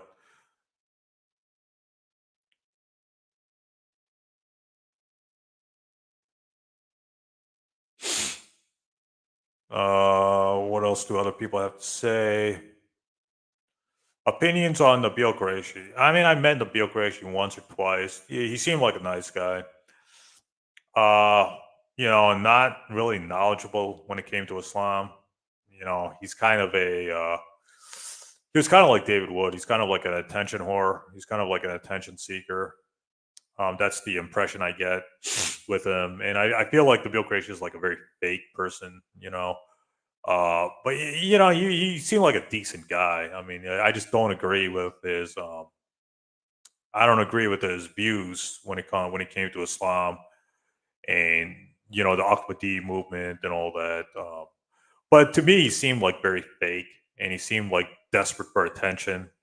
So there was a theory going around that what one of his cousins told me. One of his cousins told me that the reason why he became a Christian is because he liked the attention the Christians were giving him. Like the Christians were giving him like a lot of attention, praise, and love, and he was drawn to that attention. He was drawn to that love. He was drawn to that praise. So Nabil Qureshi, like one of the theories that his own cousins told me why he left Islam is to get attention, is to get the praise and love the Christians were giving him because he enjoyed the attention and the love that the Christians were giving him when he left Islam and became a Christian. So I find that his own cousin told me that. So there's a lot of weight to that. There's a lot of weight to that statement that his cousin told me, and I believe it. By the way, I believe it. I'm good. How are you? Submission to God. I'm good. How are you? Did you ever interact with Shadid Lewis? He was on my Facebook. I don't know if he's on Facebook anymore, but he used to be on my Facebook, and we got into some disagreements. But like I said, I don't interact with any of those guys anymore. Like I used to talk to Bassam and Sammy Zatri a lot. I don't talk to those guys like over 10 years ago. I don't talk to those guys anymore. Shadid Lewis, I interacted with him once on Facebook. Yeah, but he was on my Facebook, and we were talking about Shabir Ali's views on the Hadith, and we were just having a debate or a disagreement on Facebook. He was commenting on my Facebook statuses, and that was my only interaction I believe I had with him. Shadid Lewis. But Shadid Lewis, I don't know. I mean, again, I'm not a fan of. I'm not a fan of him. I'll just put it that way. But he is a convert from Christianity, and he became Muslim, and that's all fine and well. But he has a very aggressive approach, like Sam Shamoon, and I don't like aggressive approach. Like Shadid and Sam Shamoon are very aggressive, right? They're very aggressive when it comes to like debating and discussing, and I don't like that. I don't like people being aggressive, and I like civilized discourse, and I think Shadid and Sam Shamoon have a problem where uh, they can't control their emotions that well. They just get too emotional when they talk about the issues, and I don't like that. I like when people are calm and reasonable. Like Shadid and Sam Shamoon are just too aggressive for me. If that makes sense. They're just too aggressive, and I don't like that. Like I understand Shadid Lewis is black, and black people have to, especially black Muslims, have to show like a lot of aggression, and they show a lot of aggression for a reason, right? Like black people, unfortunately, were screwed over by white people in this country. So Shadid Lewis leaving Christianity and becoming a Muslim, I think that's a very brave thing he did, right? So but Shadid, from what I understand, does not come from a economical, like he grew up in poverty. Like he doesn't come from a, how do I say this? He doesn't come from a economical like well-being. He's not like he wasn't like he's not like me. Like I grew up in a privilege, like a rich and privileged lifestyle. He doesn't come from that. He comes from poverty. Shadid Lewis, and I hate to say this about him. I hate to say this, but it's true. Like a lot of those black Muslims, they come from like poverty, right? So he had to really struggle, and I think that's where his aggression and his anger comes from. Was that his poverty, growing up in poverty, not growing up with a lot of money, being oppressed by the white man and the white police officers, et cetera, et cetera. So Shadid Lewis had a more like rougher, like he had a rougher childhood than I did growing up. And I think that's where a lot of his aggression comes from. But I admire Shadid Lewis being brave enough to debate and brave enough to say, I'm black and I'm a Muslim. I admire that in him. I admire his passion, but he has problems controlling his emotions. Um, and same thing with Sam Shamoon. He has problems controlling himself too. So this is kind of the issue I have with Shadid Lewis. I admire what he's doing. I admire, his YouTube. I admire him debating. I admire him putting himself out there, being like literally. I think he's the only uh, uh, black Muslim apologist debater, and I think that's really brave, being a black man talking about Islam in front of a white Christian audience. That's a very brave thing that he's doing. So I admire him for that. But his tone, his behavior, and his aggressive nature, from what I've seen, maybe you've seen something different, but from what I've seen, is something I don't enjoy. I don't like. But I know where Shadid Lewis is coming from. I know that he's coming from poverty. I know he's coming from um I know he's coming from abuse, from racism, because Shadid Lewis, I think, had to go through a lot of racism being a black man, even before he became Muslim, even when he was a Christian. When he was a Christian black man, he unfortunately had to go through a lot of racism from white people and other people who just don't enjoy, who just don't like black people, right? And unfortunately, the dark reality is that there's a lot of racism against black Americans. Doesn't matter what religion they follow, whether they're Christian or Muslim.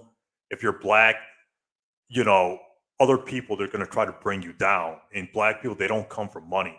Black people come from poverty.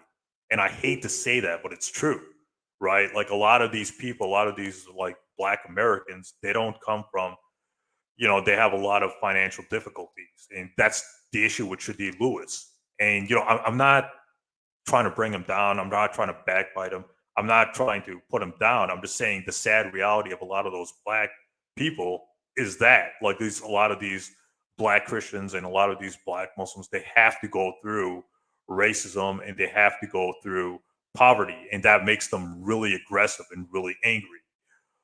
And I know this because I know there's a comic book store I used to go to, and one of the owners was a black man, and he was telling me that he went through a lot of discrimination, a lot of racism, and a lot of financial hardships just because he was black. Like he couldn't get a job, or people would hire white people over him because he was black, simply because he was a black guy.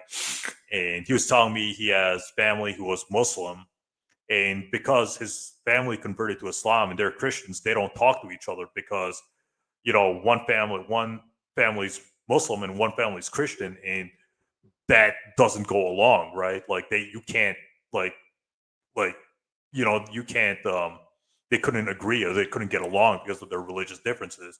So I have a lot of respect for Shadid Lewis. I understand what he's going through. I understand what he went through. I understand the discrimination and racism. I've heard it myself. I've seen it. We've all seen it, right? But his aggressive nature is something I don't agree with. But I know where he's coming from. That makes sense.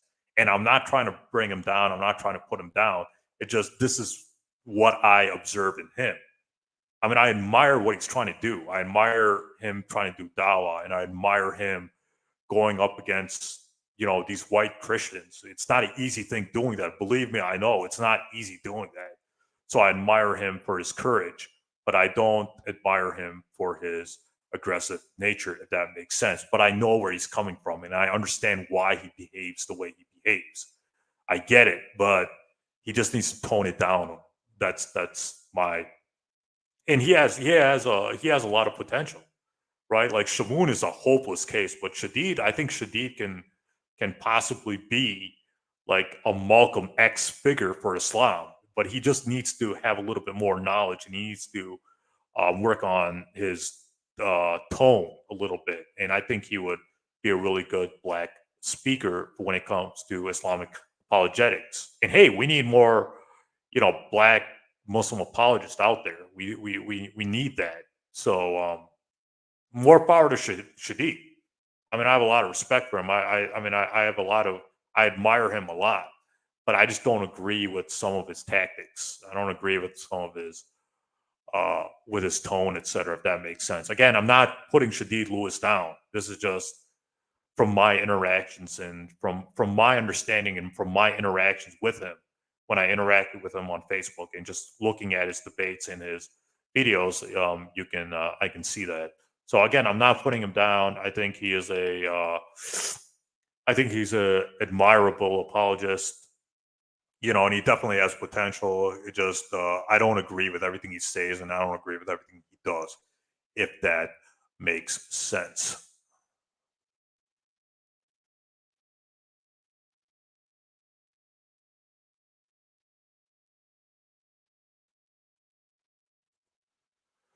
Also, what do you think of people like Mohamed Hijab, Fareed Response, Ali Dawish? Again, I don't know any of these guys. I don't know Fareed Response. I don't know Mohamed Hijab. I don't know Ali Dawa. I don't know who Shamsi is. I don't know any of these people. I don't know like what countries they come from. I don't know if they're Arab or non-Arab. I don't know anything about them. Like I don't know anything about Mohamed Hijab. I don't know anything about Fareed Response. I don't know anything about these guys. Right. I mean, like, I don't care about Fareed Response. Like, I honestly don't care about him. I don't know, like, why everyone's saying Fareed Response. I don't know anything about him, and I don't care about him either. Like, why, like, if he's just some guy on the YouTube, then he's just some guy on YouTube. I haven't seen a Fareed Response video, and I don't think I have time for that. I'm just doing my own thing. Mohamed Hijab is okay. He's not the best. He's not the worst Muslim apologist, but he's not the best. I think the best Muslim apologist would probably be Shabir Ali, in my humble opinion. Mohamed Hijab is too aggressive, right? He has the same problem Shadid Lewis and Sham Shamoon have. He's just too aggressive for me. I don't like aggressive people. I don't like people who get up on stage going, "Oh, David Wood, go fuck yourself," and start going crazy on on a public platform. Just watch Mohamed Hijab's debate with David Wood. I've seen a little bit. I didn't see the whole thing, but I've seen like clips back in 2018. Mohamed Hijab is up there. He's like, "You, David Wood, you're stupid. Don't embarrass yourself. Yada yada yada. I'm Mohamed Hijab." And at one point, I thought he was going to take off his shirt in the debate. Mohamed Hijab, he's just too aggressive. He's just going crazy on David Wood, and I don't like that. I don't like when people like get up on stage, on the debate stage, and they start beating their chest, going, "Oh, I am Mohamed Hijab. I am going to destroy you. I will annihilate you. I will destroy you. I am Mohamed Hijab." I don't like that. I don't like aggressive people. I don't like people who get up there and are just too aggressive. I don't like that. So Mohamed Hijab is just too aggressive for me.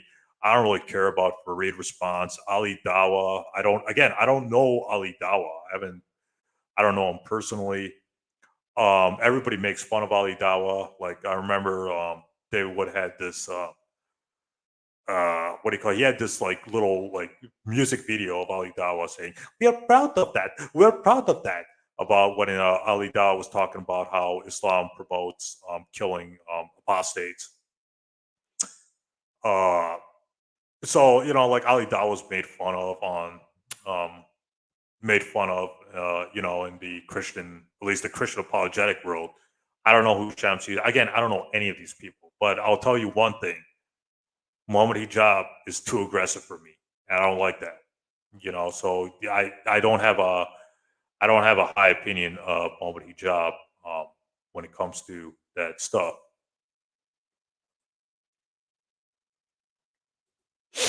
What's wrong with Palestine? Why make fun of it? I'll be honest, I don't care about Palestine. So I told Sammy Zathari, lad, I would just make fun of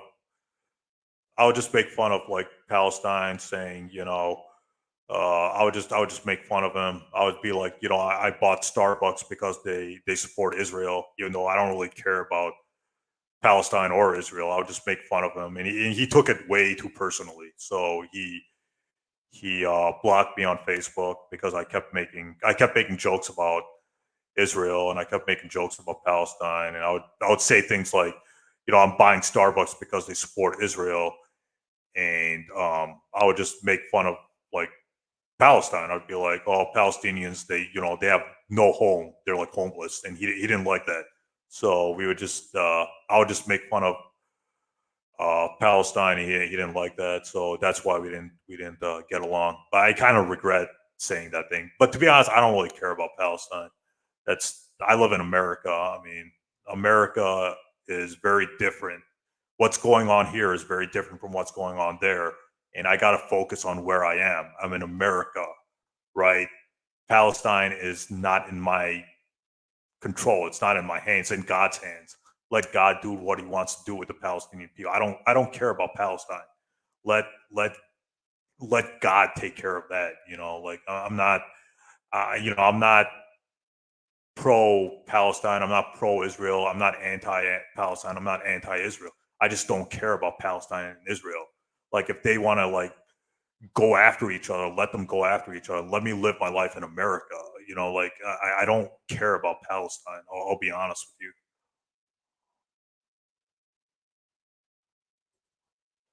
I'm good, praise to God. No, that's good that you're good.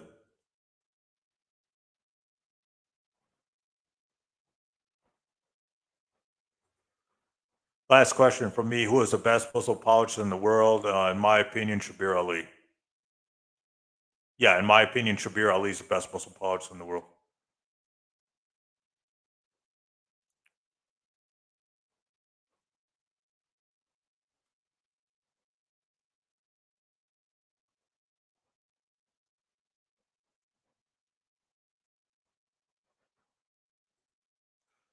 Do you know Dawa over Dunya? He's a young Muslim apologist. No, I don't know him. No, to be honest with you, I don't know him. I don't know who he is.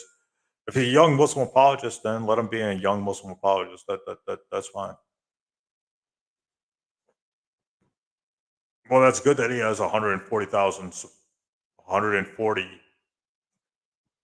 subscribers. That's good. That's good for him.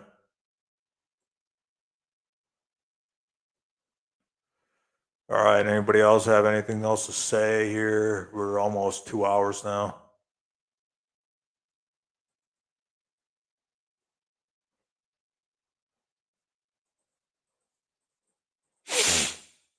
Let's see if anybody else has anything else to say.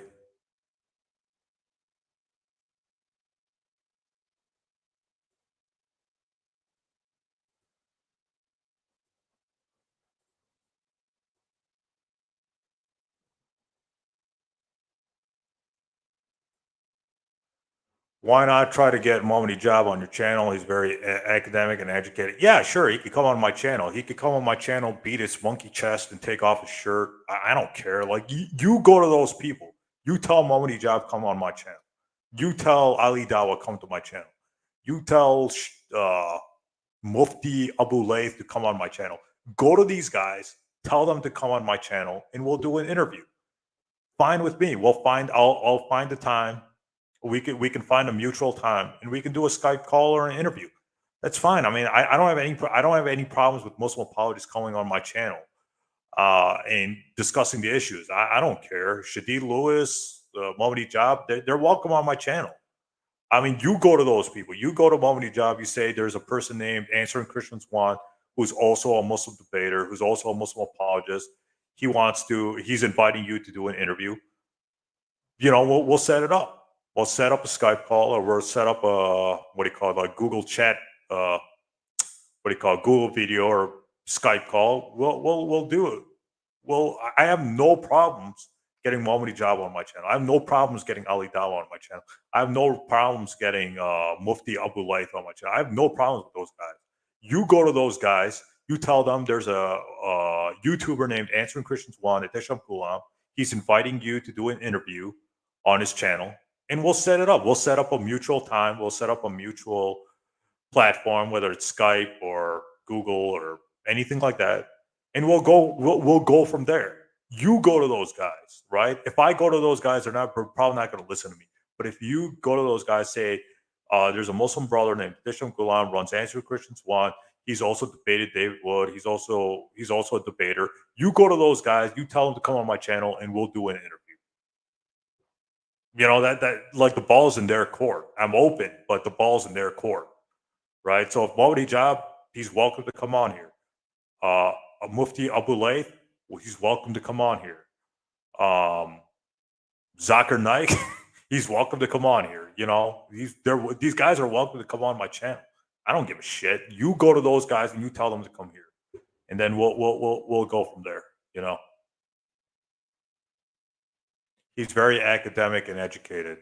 Well, I don't know about academic, but yeah, I mean, if Mohamed Hijab wants to come on my channel, you know, beat his monkey chest and take off his shirt and talk about how he wants to destroy David Wood, that's fine with me. But you go to him, you set something up, and let him come on my channel.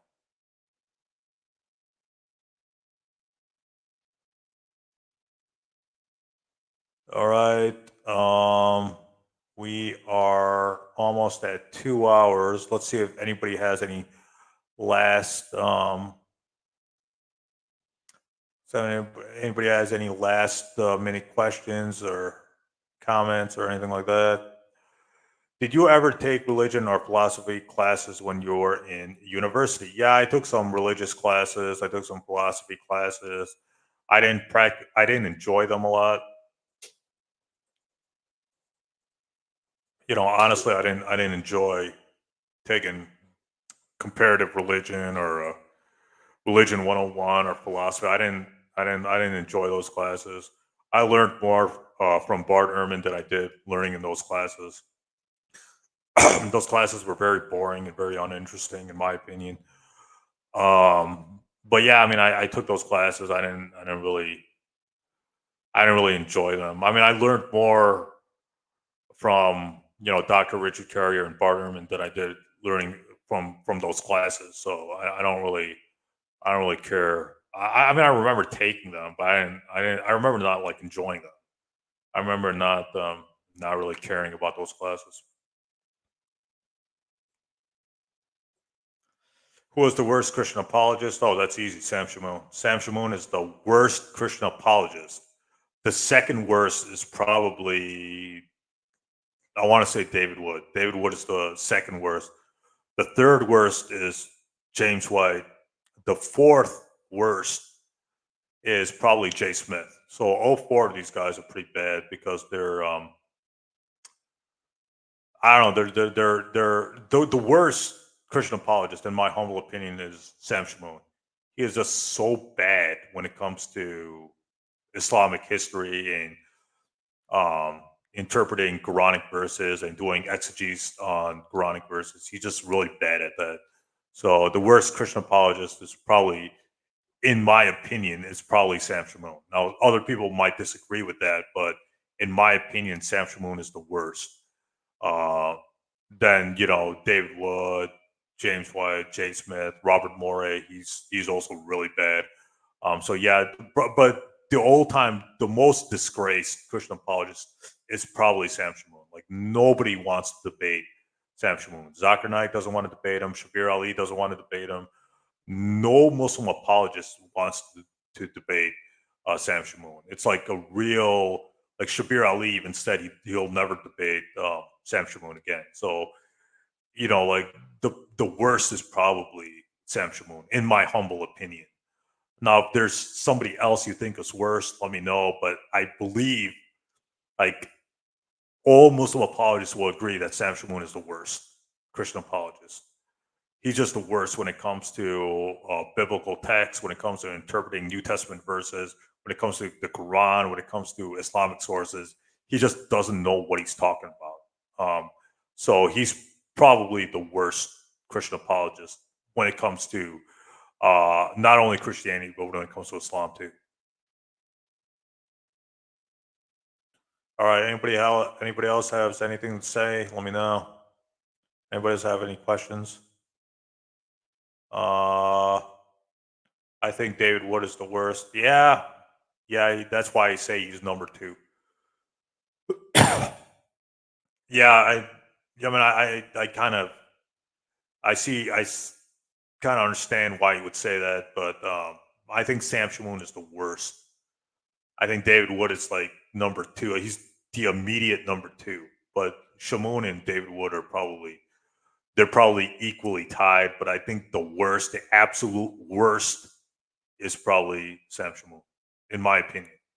I mean, if you think David Wood is the worst, then no argument there. I mean, I think that's right on the money. I think you're right on that point. Okay. Anybody else have anything else to say?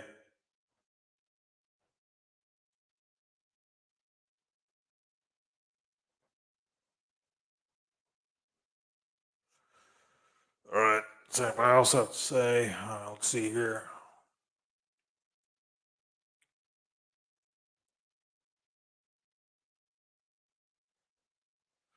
Anybody else have anything else to say? All right. Anybody else have any other questions? We're almost at 2 hours here.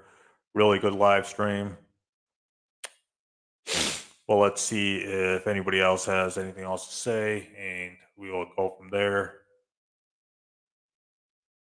Do do do do do. Do do do do do do do do do do do do do. Do do do do do do do do.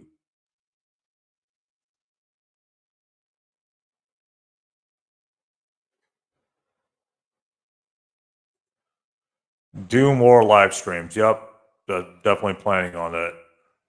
But I'm going to announce it beforehand so people have more opportunity to come on.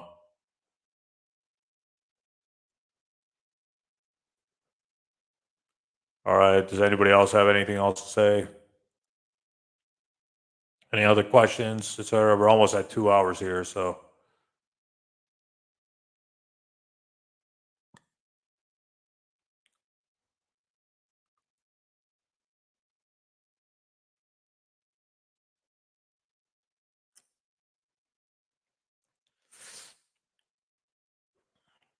you got a question or you got something to say, say it. I mean, I don't, I'm here. I mean, I'm not censoring anything.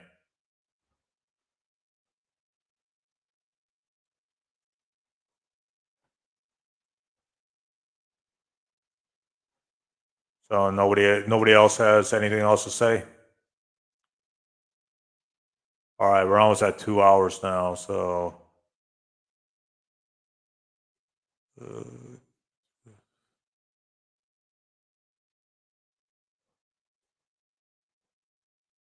all right, looks like nobody's got.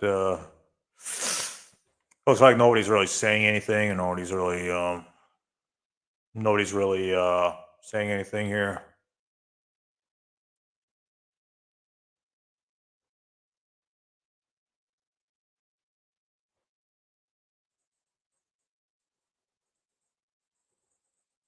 Do you plan on doing rebuttals? Yeah, I mean, I always do rebuttals to David Wood and A Puss, or what do you guys call him? A Pussy? Yeah, I always do rebuttals to David Wood and A Pussy.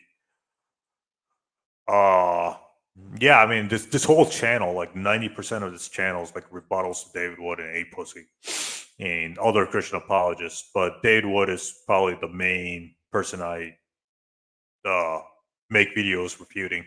So like 90% of this channel is all Islamic apologetics. It's all refuting the critics like David Wood, A Pussy. It's all we're all refuting. Like the whole point of this channel is trying to refute those guys like A Pussy, David Wood, etc. So yeah, I mean there's always rebuttals.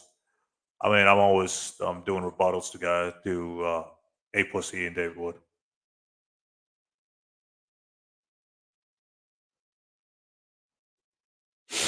Do you know A Plus and David Wood, those scumbags, shoot multiple Qurans? Yeah, I know. But like I said, man, David Wood and A Pussy are attention whores. Those guys will do anything for attention. They are the biggest. David Wood is the world's biggest attention whore. He is a attention seeker. He will do anything for attention. He will take his wife and disabled kids and throw them under the bus to get attention for himself. So those guys will do anything for attention. David Wood will do anything for attention. Apus will do anything for David Wood's attention. So these guys will like jerk each other off. They'll jerk each other off on their live streams to get attention for themselves. So that doesn't surprise me because David Wood is becoming more and more desperate for attention.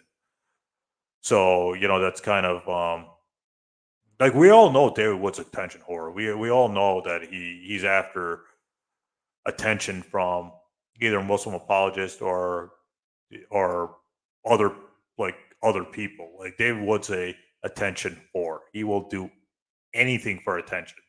He is the world's biggest attention seeker, in my opinion. So these guys doing stupid stuff like that just proves our point that that David Wood and A Pussy are attention whores. They'll do anything to get attention. So just ignore, as the saying goes, ignore the attention seeker. Just ignore them. I think A plus is a secret Christian. Yeah, I believe that. A plus he spends more time defending the Bible than he does defending atheist morals. So yeah, that That I agree. You're not going to get any argument out of me. I think A plus is a secret Christian, but he just won't admit it for some reason because he has to follow David Wood's religion. Because of David Wood probably told him to convert to Christianity, or he's going to like bash him in the head with a hammer. So I think A pussy complied with that threat.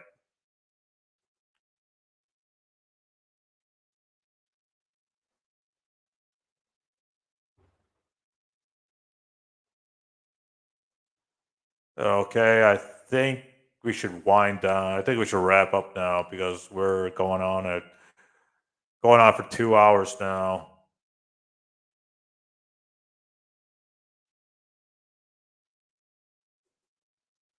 Did David Wood almost kill his father? Yeah, he almost killed his father with a hammer. And he was put into a mental asylum for a few years. Then he was transferred to a prison. So, yeah, I mean, this kind of goes back to his needing attention. David Wood needs attention, and he'll do anything to get attention. He is the world's biggest attention whore. This man will do anything for attention. He will take his wife and disabled kids and throw them under the bus just to get some attention and some dollars. So this is kind of like what he is. His antics to get attention are just just freaking crazy. Like I don't know. Like he'll do anything for attention. He'll say and do controversial things, and when you don't give him attention, he starts doing even more stupid things to try to get more attention. Right. So he's just like if you ignore David Wood, then he'll do even more like controversial and crazy things to get more reactions or more attention seeking. He'll do more attention seeking stuff if you just ignore him. Like he'll take Qurans and drill holes into Qurans, and he'll do these like stupid. He'll do these like crazy things to get reactions or um provoke emotions or get people riled up, or he'll do these stupid things to get attention for himself. So yeah, David Wood is the world's biggest attention whore, in my opinion, because he does stupid things, and when you ignore his crazy antics, he takes it to the next level to try to get more attention for himself. So this is kind of the problem with David Wood. He just doesn't know when to. He just doesn't understand that like people just don't have time to waste on him. Like people have better things to do than pay attention to give him reactions when he desecrates the Quran and stuff like that. So people have better things to do with their time and give him the attention he so desperately craves. So does anybody else have anything else to say, or should I wrap this up, or anybody else have any questions or any comments or anything like that?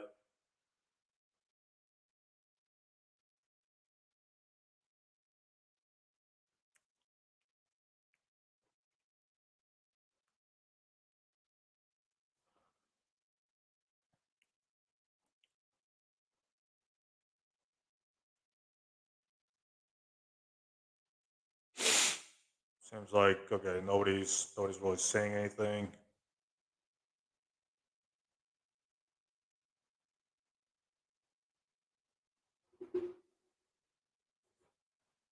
I'm gonna go now. Bye. All right. Bye. Yeah, maybe we should just wrap up because no one's really saying anything, or nobody has any questions, and nobody's saying anything.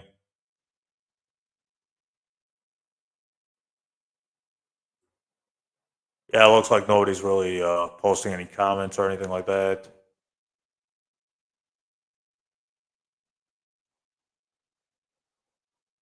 So, does anybody else have anything else to say, or should I wrap this up because we're almost at 2 hours here? So, should I wrap it up, or does anybody else have any last minute last minute questions or any comments they want to get out there? Okay, yeah, we're almost at 2 hours. Nobody's really asking anybody, and nobody's really asking anything, and nobody's really making any comments. So yeah, I mean, I hope everybody's New Year went well, and I hope everybody's doing well. And next time I'll announce this live stream before I do a live stream.